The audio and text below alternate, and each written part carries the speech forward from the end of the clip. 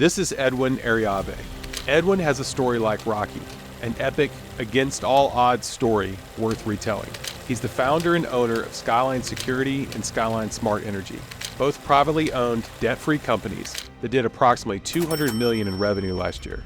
So that when you accomplish it, people will know it was so far beyond your own capacity that God's hand had to be in it. See, I'm a firm believer that the dreams that God places in your heart, He doesn't place them there so you can accomplish them. He places them there to bring you closer to Him so that you can accomplish them together. But how did the shy kid that grew up in poverty with parents in and out of prison conquer his limiting beliefs and go on to build businesses worth hundreds of millions of dollars? Let's dive deeper into Edwin's story and find out.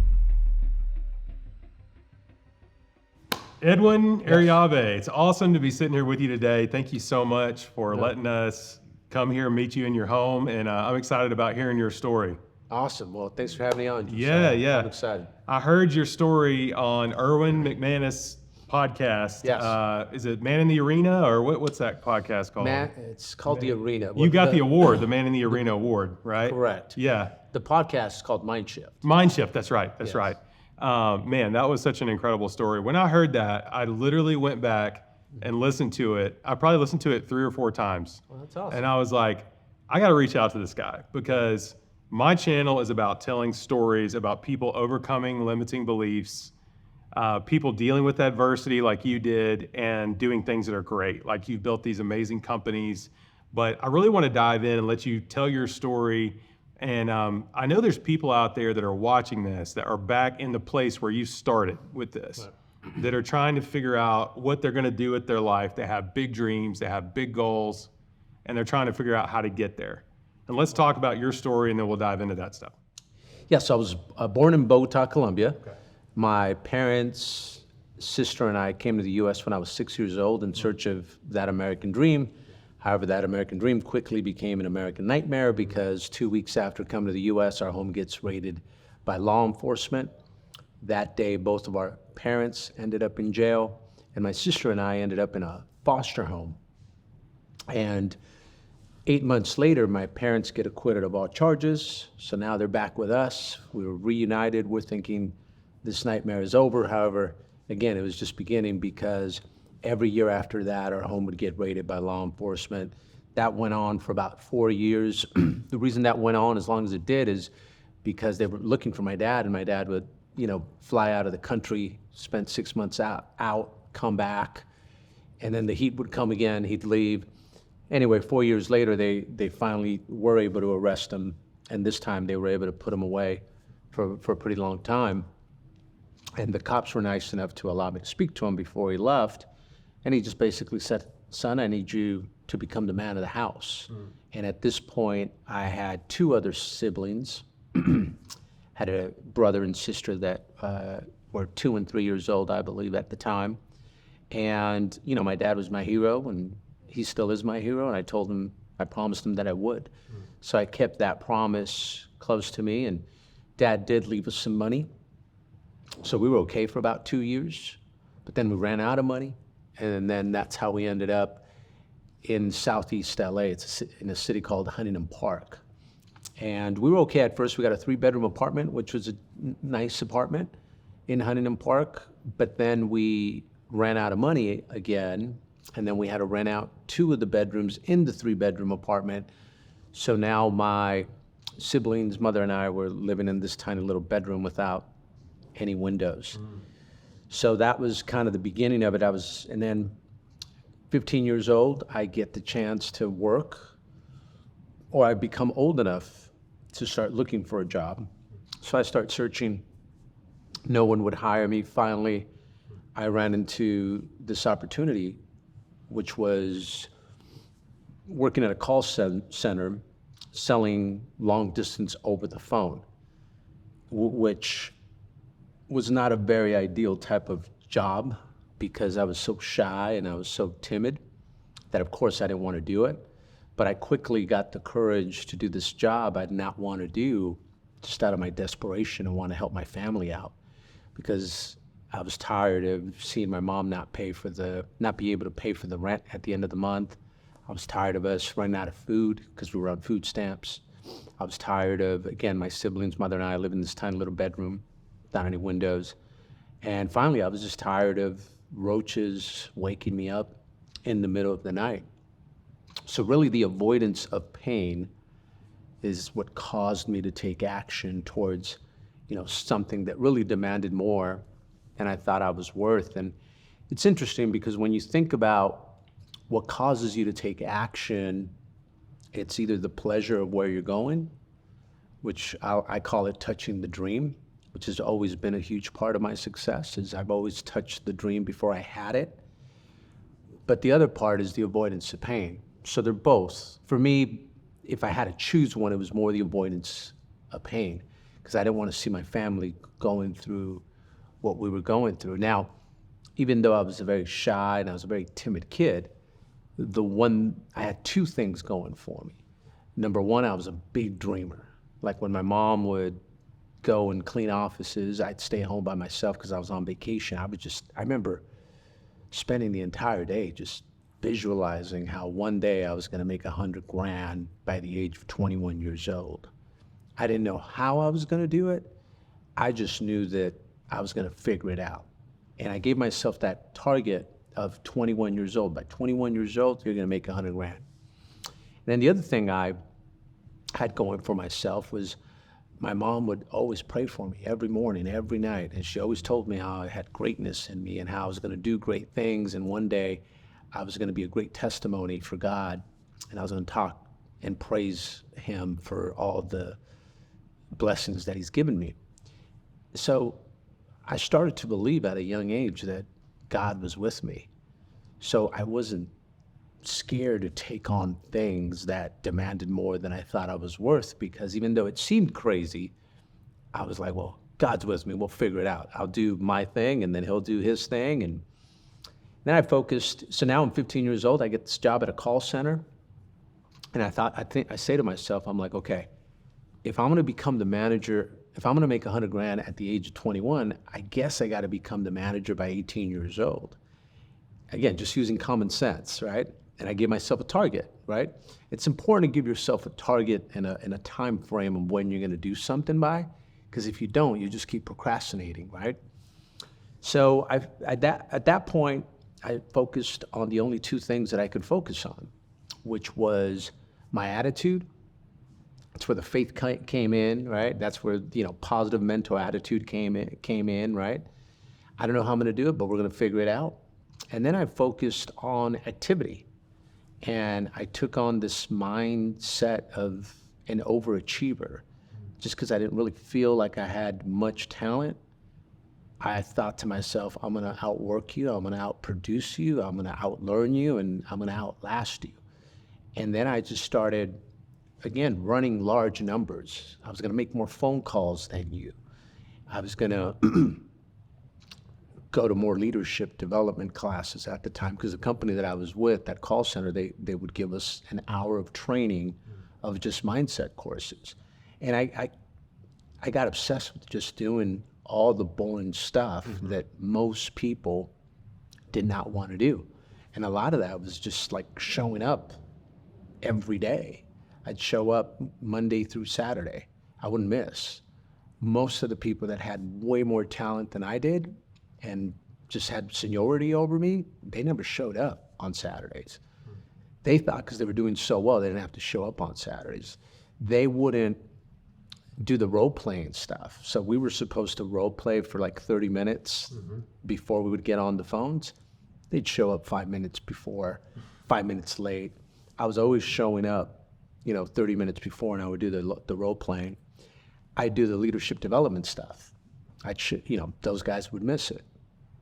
So again, that's like all the boring stuff that people kind of took for granted. I was doing all that stuff, and that started to build a discipline in me, right? And when you're good with the small things, you'll be good with the big things. And whatever you do repetitively, you will respond reflexively under pressure, right? That's why habits matter, because under pressure, your habits will come out. And I got used to working hard. I got used to the discipline. And That helped tremendously. The work comes before the belief. You don't believe something in your heart until you experience it. And the only way you'll ever experience it is by taking enough attempts, which is the work. And then if you take enough attempts, you're going to get results. And then when you get the results, your belief level goes through the roof. Mm-hmm. And that's what happened to me. At 18 years old, I became the youngest manager in company history. And that was a big part. I think that was a big moment in my life because it was the first time that I truly began to believe in myself. And because I believe that first of all, the number one thing that I think you need to succeed is it all starts with hope. Hope is your purpose. Hope is your dreams. Hope is something that you're looking forward to. And no matter how old you are, no matter how young you are, you should always have hope, right? Because that means you have something you're looking forward to. If you don't have hope, you have despair. So for me, hope is the desire to want to do something great with your life. That was me. That's step one. Because if you don't want to do something great with your life, why would you do it, right? Like, why would you want to step into uncertainty if you don't want to do something great with your life? Right. So that's step one. And step two is the faith, right? For me, I'm a follower of Christ, so that's always given me confidence. If you're not into that, you could look at it as just positive mental attitude, right? 90% of winning is just being positive, right? Being able to turn a negative and turn it into a positive. When I look at faith, it's faith and fear. They both haven't happened yet. Faith is the projection of the most positive thing for the future. Fear is the projection of the worst possible thing for the future. So whether you like it or not, you're faith-based. Mm-hmm. The question is, are you going to go positive or you can go negative, right? So that's the attitude that we talked about, right? That activity and attitude, right? And then the third step is you got to be able to believe in yourself, right? And the reason you got to be able to believe in yourself is because you can only receive what your mind can accept. If your mind can't accept something, it's just never going to get it, right? That's why in life you will always experience that which you are deeply convinced with. So if you're convinced with poverty, that's exactly what you're going to get. You're going to get poverty. So then the question then becomes, well, how do I build my self-worth? How do I build my identity? And number one is you got to put yourself in a circumstance that demands more than you think you're worth. And then when you succeed at it, then your self-worth goes to a different level. But if you really look at what that means, if something demands more than you think you're worth, that probably means it's going to scare you. That probably means it's going to be very uncomfortable. And that probably means you're not going to want to do it. So the problem is most people don't step into that uncertainty because they let the fear paralyze them. Mm-hmm. So they don't even try it. But the problem is you don't believe something in your heart until you experience it. Mm-hmm. So until you experience it, you really won't believe it. You can talk about it all you want. Until you experience it, you won't believe it. And the only way you could ever experience it is by stepping into the uncertainty. And then you're either going to make it or you're not going to make it. Mm-hmm. More often than not, you'll make it if you go all in on it. And then that new belief level comes out. And now belief drives everything. Mm-hmm. It's all about belief and it's all about eliminating the doubt. And most people get stuck being average because they never gave themselves a shot to step into the uncertainty. So for me, if your dream is big enough, your dream has got to be so audacious so that when you accomplish it, people will know it was so far beyond your own capacity that God's hand had to be in it. Yeah. See, I'm a firm believer that the dreams that God places in your heart, he doesn't place them there so you can accomplish them. He places them there to bring you closer to him so that you can accomplish them together. This is why I think that accomplishing your dreams is one of the biggest validations that you could ever have about your faith. If you And that's why it's so crippling to give up on your dreams, because if you give up on your dreams, there's a part of you that will never get as close to faith as you would have by accomplishing them. So true. So now you have the big dream, so big that you have to tap into faith because you're like, man, I can't do this by myself, right? I got to tap into faith. And then that allows you to step into the uncertainty, right? Because if the dream isn't big enough, why would you want to step into uncertainty? Sure. Right? But if the dream is big enough, like the dream's got to be bigger than any excuse that you can give yourself. Right. The dream, the purpose has to be big enough to fight off your mind when your mind's trying to tell you the task is too big, right? The purpose has to be big enough to fight off your body when it tells you, man, I can't go on, right? But if your purpose is big enough, your mind, your body won't matter. Because at that point, your will, the spirit will take over and it'll tell your body and mind that it can go on, right? So, again, so believing in yourself is huge, but again, you have to put yourself in that circumstance that demands more than you think you're worth, and then once you succeed at it, your belief level goes through the roof. And then obviously the second part is association. You are who you associate with. And when you start associating yourself with people that are doing better than you, I think the number one thing that comes out, no one really says this, but I've seen it over and over, is you start realizing that those people that are doing better than you, they're not that much more special than you, right? True. You start to realize, wait, these are normal people. They have the same problems I have. I'm just as good as them. Maybe I should be worth that kind of money, right? So that's the beauty about association, right? But then, but the other thing too is when you start associating with successful people and you start to take their practices that have made them successful and you start to apply them, your mind begins to accept, man, I'm doing everything Josiah just told me about real estate investment. And I know he's freaking successful with it. I'm doing exactly what he's doing, so I should be successful. And now your mind begins to accept that it does deserve more, and because it feels that way, it will get more. So that's why associations are so key. And some people might be listening to this and saying, man, I don't have any friends that are successful, right? But that's where personal development comes in, because personal development allows you to study very successful people, and you start taking their experiences, you start applying them, you'll manifest who they are. So let me ask you a question. When you were at the point where you wanted to make $100,000 a year, you probably didn't, you didn't know nearly as many successful people as you do now, of course, but you went on to become the youngest manager at 18. Who did you surround yourself with? How did you address that limiting belief you had about what you could do with your life, what you were worth? Yeah. Because there's lots of people, they're prisoners to their own belief of what they're worth and what they can do. And to your point, all you got to do is believe that you're capable of more. There's comparables out there, to use a real estate term, of people that are similar to you that are doing more. Right.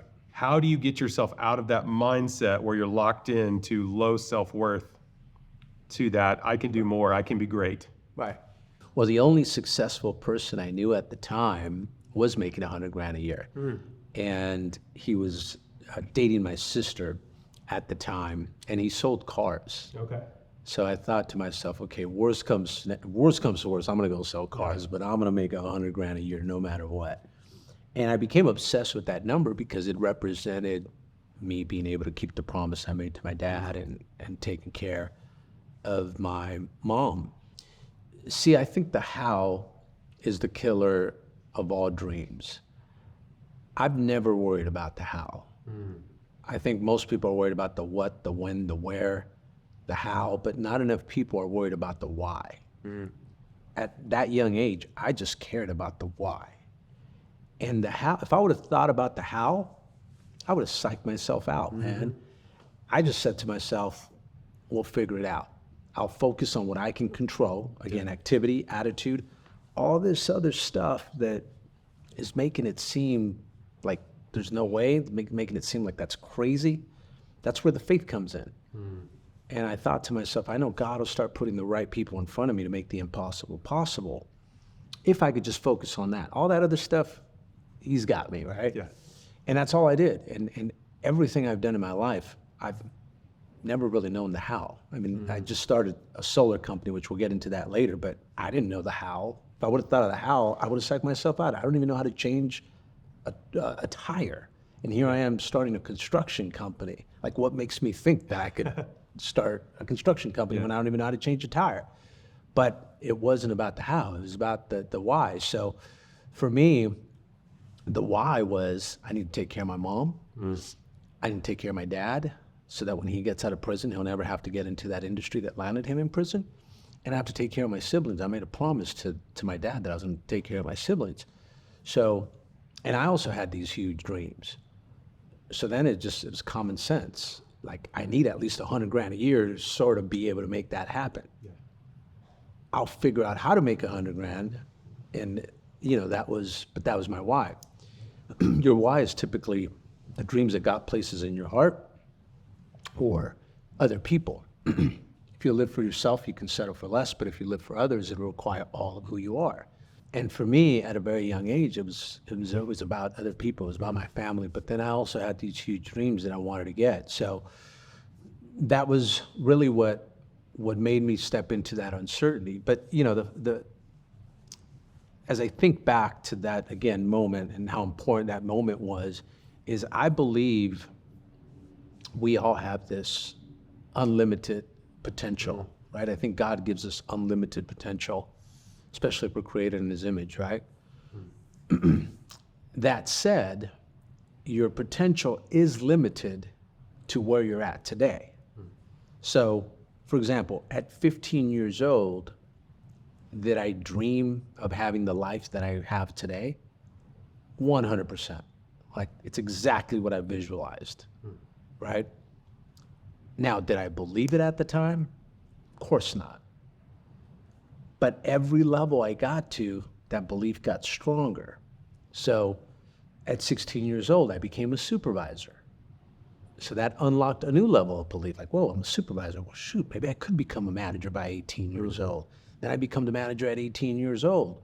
Whoa, that unlocks a new level of belief. My mind begins to accept that maybe you are good. Maybe you are worth $100,000 a year because you're 18, you're already making 60, or you're already making 50.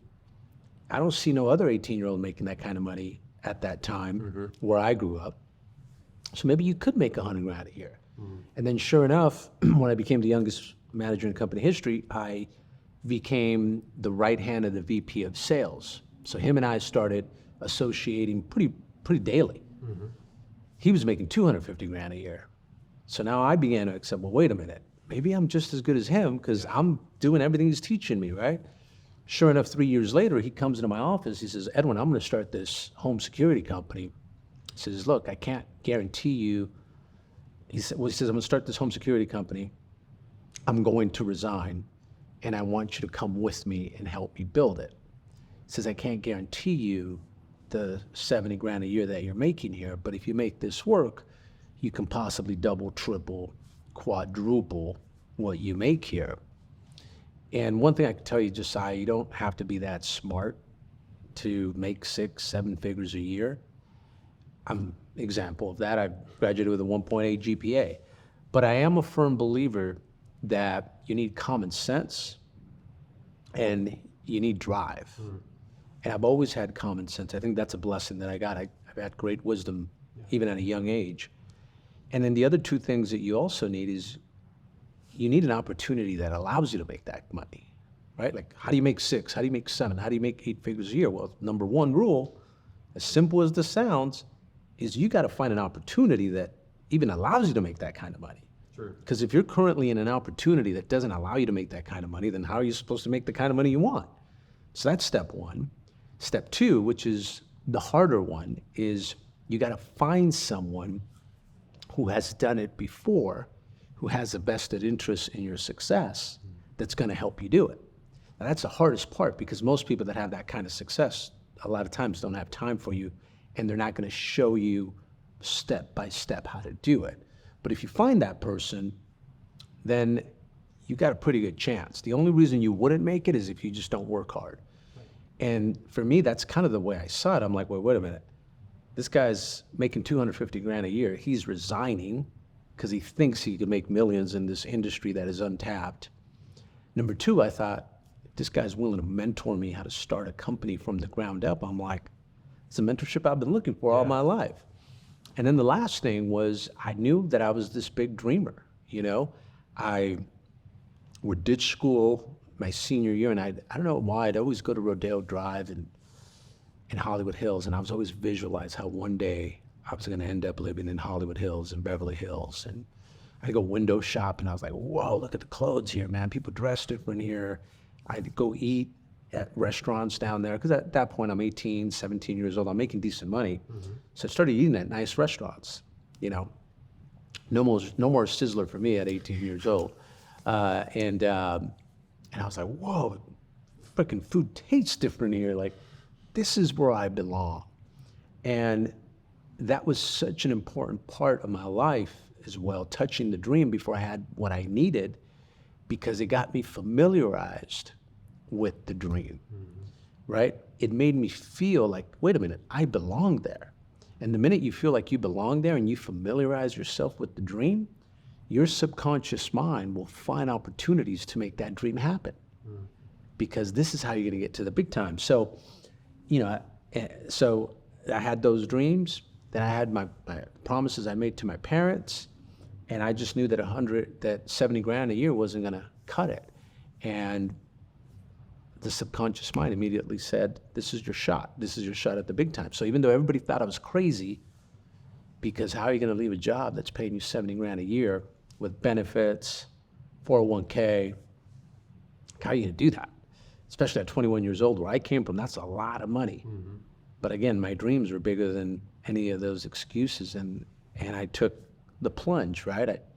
And it goes back to attempting it. If you don't attempt it, you won't ever know it.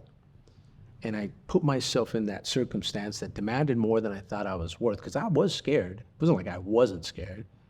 But one of the ways that you can eliminate fear is by looking at the worst case scenario and being okay with the outcome. So that's exactly what I said. I said, okay, if I fail miserably at this, I go from living in Huntington Park to maybe having to go a mile down to Watts, LA, and end up in one of those projects. And I thought to myself, that's not that much different from that little apartment I grew up in. But if I make this work, all my dreams are gonna happen. Yeah. And I took the plunge, and you know, here we are today. That's why the purpose of a goal is not necessarily to accomplish it, but to become the person that attempts it. Sure. And my whole life, I've just been attempting it. And every time I get a result, the belief level goes up. So now I'm 21 years old. That first year, I made about 150 grand that year. Wow. So I went from 70 to making 150 grand. New level of belief, Yeah. right? And it just gets stronger. Then the next year was like, all right, I'm gonna go for 300 grand. And I made 350 the second year. New level of belief, right? So it's almost like a video game. Every new level untaps a new level of belief. And it all goes back to belief drives everything, right? If you can get your subconscious mind to align with what you're saying consciously, you'll create your dreams all day long. It's amazing. I love it. So much there that will help people that are struggling with limiting beliefs, believing they can do more than they're doing, reaching that next level, unlocking those next levels, both professionally and I think personally, right? Yeah. Because you have to have belief in yourself. You have to believe you are capable of doing what you're going after. And really, people can say they have a goal, but deep down, do they believe that they can accomplish that goal? And to your point, you really have to get your mind in a place where you believe you can do it and you believe that it will happen for you. Wow. And you can shortcut the process by putting yourself around people that have done it and learning from them Yes. by going and touching the dream, like you said. You ate at the restaurants. You're like, wow, this is where I want to be. This is where I'm going to be. Right. And then you made that happen. You said something a second ago that resonated with me that I have observed in my own businesses and with observing successful people and those that don't accomplish their dreams. And that is it's like 95% of your competition just won't show up consistently. Yeah. They just won't show up consistently. And it's because it's hard to show up consistently. It's not always convenient to show up. It's not always, everything doesn't always fall in line, and you have to be determined that you're going to do it anyway. Yeah. Right? Because if you're showing up Monday through Saturday and everybody else is showing up Monday through Friday, then you've got an extra day on them. Yeah. And when you're doing the 30 minutes before the interview and everybody else is showing up at the time of the interview, you've got an extra 30 minutes on them. And that's the difference in a high performer and someone that's average. So Little things. it's the little things. And like you said, you don't have to be that smart. Like, you can be smart, it helps, but you don't have to be that smart as long as you're committed to showing up, committed to putting in the work, to learning from those that have been successful, and to not giving up on your dream and believing in yourself. Then you can literally accomplish anything. So there's one story that I wanted you to tell before we talk about the businesses you built. Yeah. Tell me about how you were trying to get that job. You were working so hard to get that job, and how you got your break. Yeah. I believe there was someone that believed in you and gave you a chance, and I love that story. Oh, right. Yeah. So again, very shy, very timid. So I went to about 16 job interviews. This is when you were how old? 15. Okay, 15 years old. I just started applying everywhere. I kept getting declined everywhere. And finally, a buddy of mine says, hey, I found this job. They'll hire anybody. Just show up, and I promise you they're going to hire you. I said, how do you know that? It's like, I've sent my last 7 friends, and we've all gotten hired. I worked there and blah, blah, blah, right? So I, of course, go, and I'm thinking I'm going to get this job interview. I'm going to nail it. The problem with me is I was so shy and timid that during the interviews, I'd get nervous, so I'd start stumbling my words, and then I'd get hot, and then I'd start sweating. And that was my biggest problem. I think that's why I didn't get the opportunities. They probably thought I was on drugs or something. So I go to this call center thing, and sure enough, 2 minutes into the interview, I start sweating like crazy. And of course, I don't get the job. And now I'm just like, I don't think I've ever been as discouraged as that day. Like, I just thought to myself, there's no way I'm ever going to be able to get a job. How am I going to help my family get out of the situation that we're in? And as I'm walking back to the car, I stopped by the restroom so I could wash my face off, like just clean myself up. And I just began to pray. I said, God, just give me a shot. Help me find a job. Help me on my next interview. And I promise you, if you help me and I get this job, I'll always praise your name. And sure enough, as I exit that restroom, there's a gentleman outside. And he says, hey, kid, when do you start? I said, I don't start. You guys are completely full. He starts laughing. He's like, who told you that? I'm like, oh, the guy I just interviewed with. And he says, no, we're not. He says, come with me. And he takes me back to the HR director, and he says, I need you to hire this kid. I need him to start at 3 p.m. And 6 years later, that same person is the same person that helps me start the security company. That's amazing. And, here we are $600 million later. So he's still working with you? No, so he got out of the industry about 4 years into it. He got into land developing. Gotcha, okay. And I just, the industry went through a tough time. And at the time, it's just like, I'm not making the kind of money I want to make. I'm going to get into land developing. And he went into that. He did very well. And I just kind of stuck to it. Kept rolling with it. I kept rolling That's with amazing. it. And but I'm a firm believer that in life, people just need a shot. They need a system. They need a leader that believes in them, that's going to be patient with them, that's going to show them how to do it. And it's why I love what I do as much as I do, is just I get to now pay it forward and give people the same opportunity that I had. And it's very fulfilling. Yeah, I love that. I love that this guy saw something in you and wanted to give you a shot. Yeah. And I think it's so easy to, without realizing you're doing it, to make an assumption about someone that may not be true, right? Wow. Your job interview, this guy that interviewed you had a chance to hire you. You wanted the job. You were going to put in the work. He didn't know you were going to put in more work than everybody else. Yeah. And you were nervous and whatever, and you didn't get the shot, from him. This other guy saw something in you and wanted to give you a shot. And I think that's an important thing to remember when we're dealing with people we don't know is like, give somebody a chance, get to know them. Don't make assumptions early about someone and what they're capable of. So let's talk about these companies you built, Skyline Security and Skyline Solar. So Correct. Skyline Security was the first company you were referring to. Tell me about that business and what that's doing now. Yeah, so I started that back in 1999. Okay. This will be 25 years come February 12th, I believe. And that's a home security company, smart home security. If you ever heard of Brinks, we're their biggest distributor in the US. We do about 45 to 50,000 installs a year, every year. And that's been a gradual growth, right?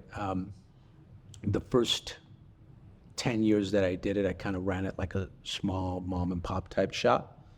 And then in 2009, I just started thinking bigger. And I started dreaming bigger.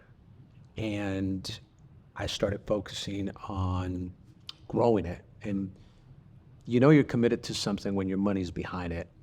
And the first 10 years, I invested in the salespeople, but I never invested back into the operations.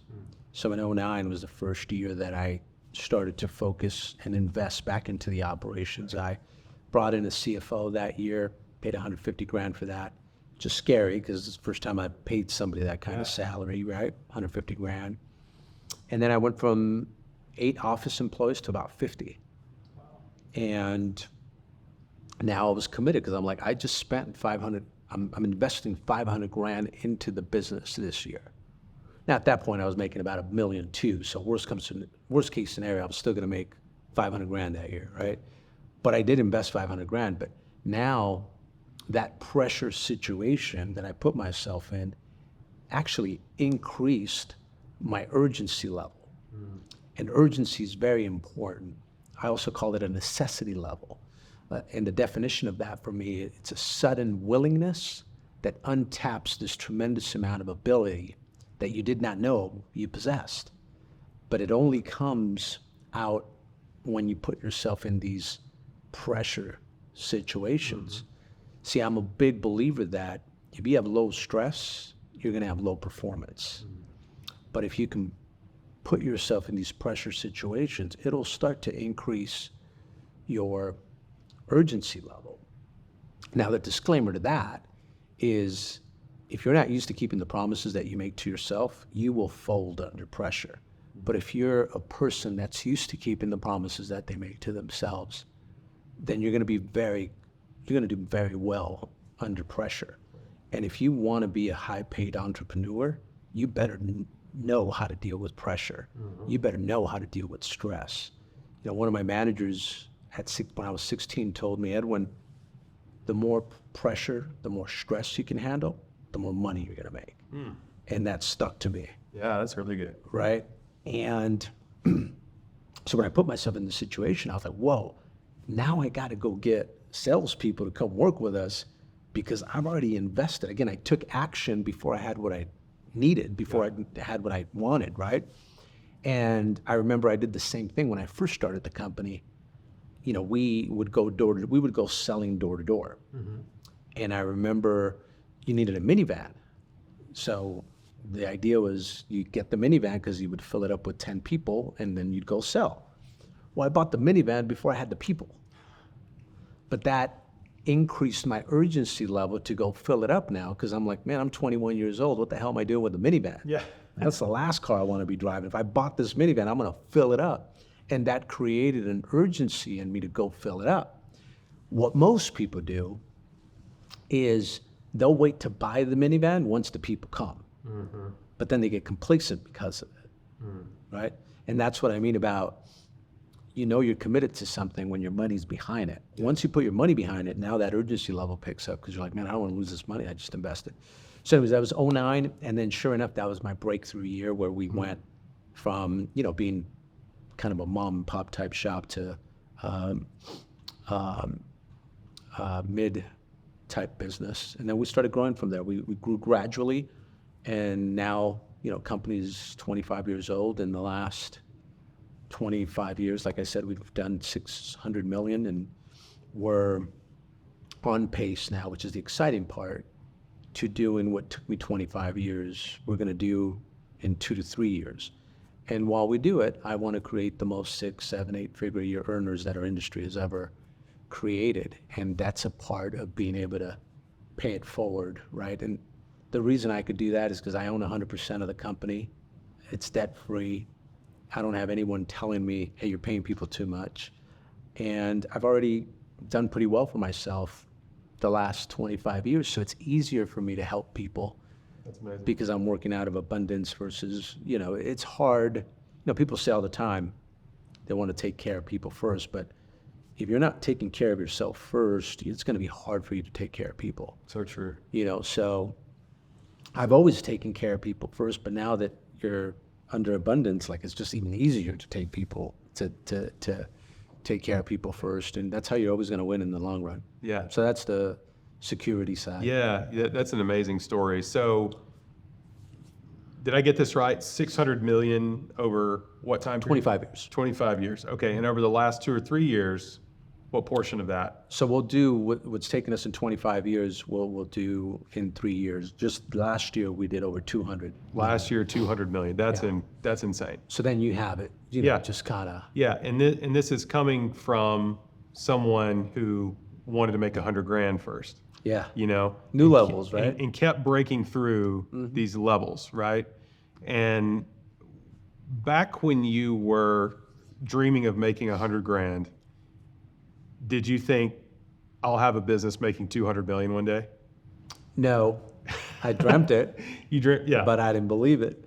And But but as I got, more successful, I guess, I've always liked challenges. I've always liked I've always looked to do hard things. And as you get more successful, you get to hang out with people that are more successful, right?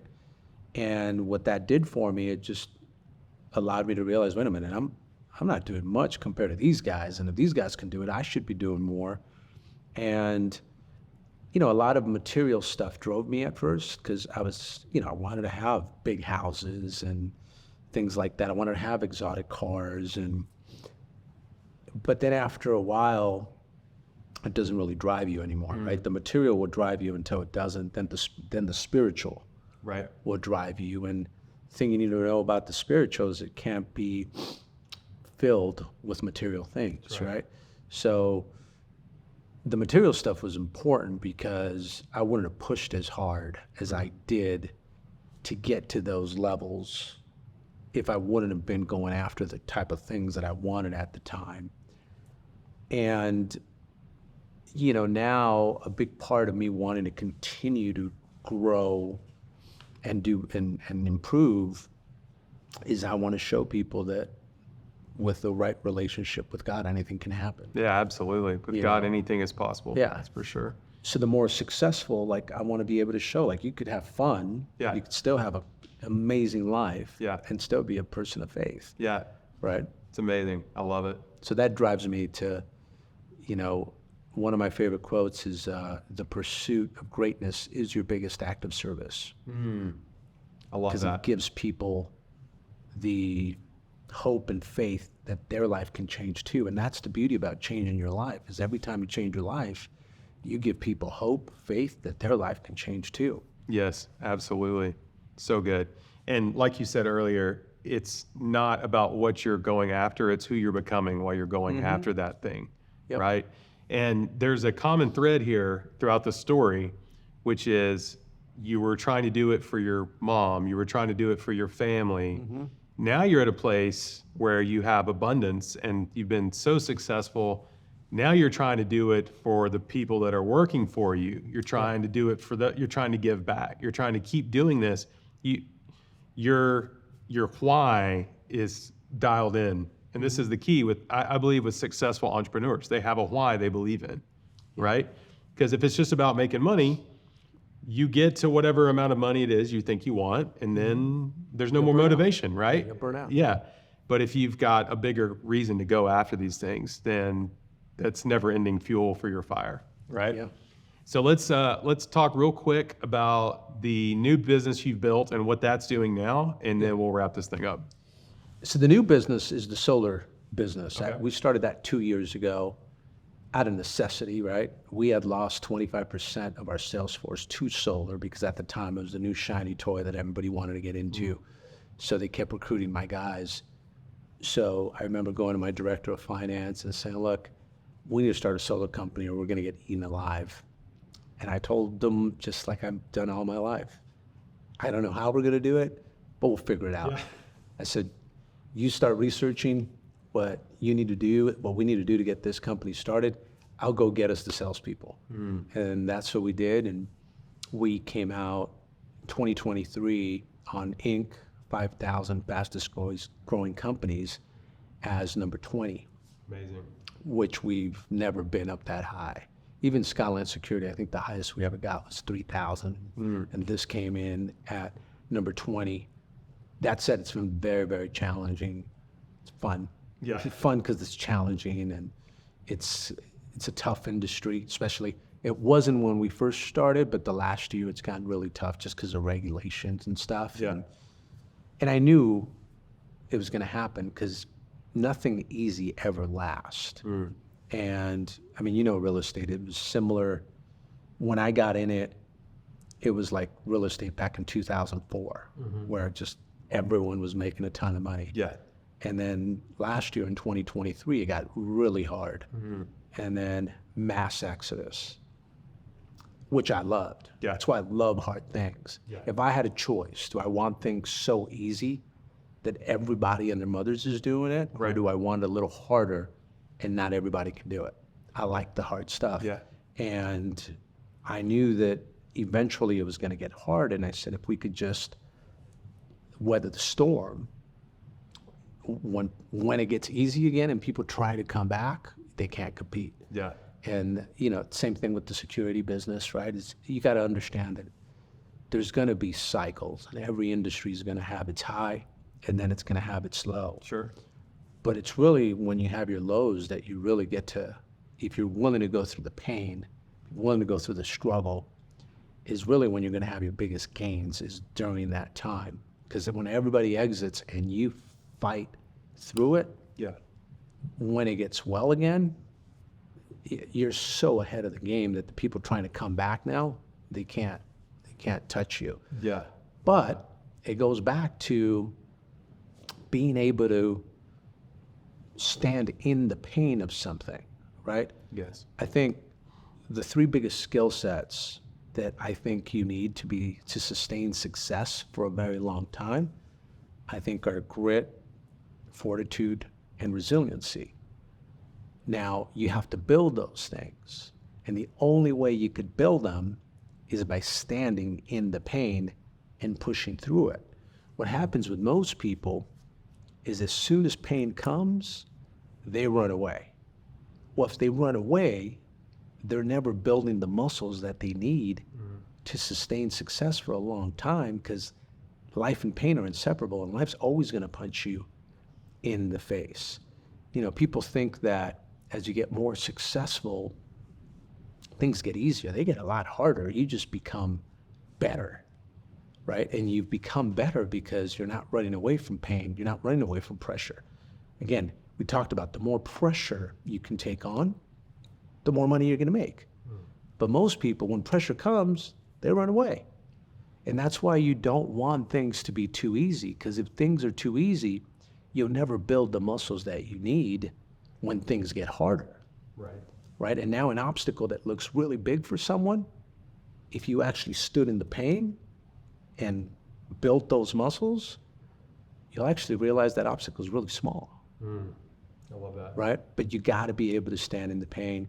And again, whatever you do repetitively, you will respond reflexively under pressure. And that's why good habits matter. Because under pressure, what's your character under pressure, right? Sure. Under pressure, are you going to work harder or are you going to run away? Under pressure, are you going to have, perseverance to weather the storm, right? Are you going to have the discipline to be good with the small things under pressure, right? Because when everything's going great, sure, anybody can have discipline, right? And things are going well, but what about when things are tough? Yeah. Right? So, and then the last one, though, that I do want to talk about is integrity and the importance of integrity. Okay. That's probably the most important thing that you need for success, I believe, in that when I talk about integrity, I'm not talking about keeping the promises you make to other people. That should be a given. Sure. Right? The one where most people fail at is keeping the promises that they make to themselves. See, self-confidence comes from keeping the promises that you make to yourself, right? If belief drives everything, then the most important thing you need is keeping the promises you make to yourself so you can have confidence, because that's where confidence comes from. And the reason that's so is because your brain is made out of different parts. You got your conscious mind, your subconscious mind. What people don't understand is that your subconscious mind is way more powerful than your conscious mind. Yes. Meaning, consciously, you might say, I'm going to be the top sales guy in this whole company this year. I'm going to finally go to the gym at the beginning of the year, and I'm finally going to get fit the way I want to get, the way I've always wanted to get fit. And that's the correct thing to do, because step one is hope. It's declaring, this is what I want, right? I'm going to do this. That's the declaration. It's great. The problem is that's your conscious mind saying it. The subconscious mind typically doesn't believe you. And the reason it doesn't believe you, it's because it's got a history of you never coming through with the promises that you've given yourself. So because it doesn't want to see you get hurt, it'll start to make up excuses in your head on making you self-sabotage that goal that you're going towards. So what happens is you're on your way there. It's going to happen. And then all of a sudden you start making the dumbest decisions to now get you derailed. I see it all the time. And that's really your subconscious mind giving you all these ideas to get derailed because it doesn't believe that you could actually be worth what you're going towards. And then all of a sudden you self-sabotage, right? And it's this cycle that you're like, man, every time I'm going to do something big, I'm on my way, it's happening. And then all of a sudden I do something stupid. I go to a bad relationship that I had or whatever it is, right? So the way to beat that is from now on, you just keep the promises that you make to yourself. And every time you do, you get a win under your belt. And every win increases your subconscious mind. And if you can get your subconscious mind to align with what you're saying consciously, you'll literally be able to speak things into existence. So again, if we're created in God's image and God is about truth, then why shouldn't we be able to speak things into existence if we're about truth? Yeah. Right? And the idea of integrity is it's in all areas of your life, because you could have integrity when it comes to business. You keep the promises you make to yourself in business, but are you doing it in fitness? Yeah. Are you doing it with the family? You might be about truth and fitness or in business, but you might not be about truth and family, because in the family side, you're doing some stuff you shouldn't be doing, right? So the idea is it's in different areas of your life, and no one's perfect. Yeah. There's always going to be a challenge. I love it. And it's why we need God in our, right? Because if we were perfect, we wouldn't need him. I love that. I love what you said about God is a creator. He created us. Then we can create. We're made in his image. And it's so true. Having integrity, keeping the promises you made to yourself is such a big part of accomplishing your goals. Yeah. If you set a goal and you say, I'm going to do this, are you committed enough to go after that and make that happen? Are you going to take the steps to make that happen? Go through the pain, embrace the pain to make that happen. Because it's easy to make goals. It's easy to make promises, but keeping the promises and reaching the goals are the challenging part. Yeah. This has been incredible. Yeah. I wanted to give you something to thank you for having Oh, cool. taken the time out to have me Yeah. over here and interview you. I know you and your son are big Rams fans. Oh, sweet. I got that for your son. I thought He's he gonna would be fired up. I thought he would Thank you enjoy so that. much. But I'm is into cool. this signed Matt Stafford card. So Oh, he's gonna love this. yeah. So anyway, Thank you so much. Yeah. Anyway, I've really enjoyed this. I really Yeah. appreciate you having me over. And Yeah. yeah, I flew think by. people are going to get a lot of value out of this. Thanks for sharing your Yeah, story I so hope much. so. Yeah. All right. Thanks for having me, Yeah, Josiah. absolutely. Thank All you. right. I hope you enjoyed today's episode. Don't forget to hit the subscribe button, like the episode, and we'll see you next time.